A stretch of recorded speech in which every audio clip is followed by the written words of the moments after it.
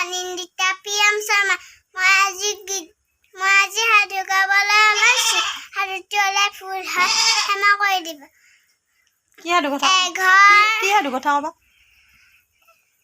সাধু কথাটোৰ নাম কোৱা। সাধুটোৰ নাম হৈছে মৌ আৰু মাখি। এঘৰ মানুহৰ পাকঘৰত মৌ এবটল আছিল। মেকুৰী এটাই নিগনি ধৰিবলৈ আহোঁতে নিগনিৰ ঠেংখনত লাগি মৌ বটনটো পৰি গ'ল। মৌ বটনটো পৰি চাৰিওফালে বিয়পি পৰিল।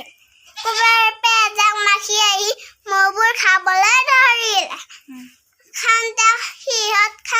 সিহঁতে মৌবোৰ খাওঁতে সিহঁত মৰিয়ে থাকিলে।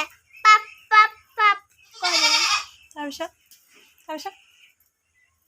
আৰু সিহঁতৰ মিহি মিহি পাখিবোৰতো জপটিয়াই ধৰিলে। আৰু তাৰপিছত সিহঁত মৰি থাকিলে।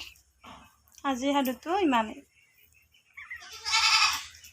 আজি সাধুটো হ'লে ভাল লাগিছে।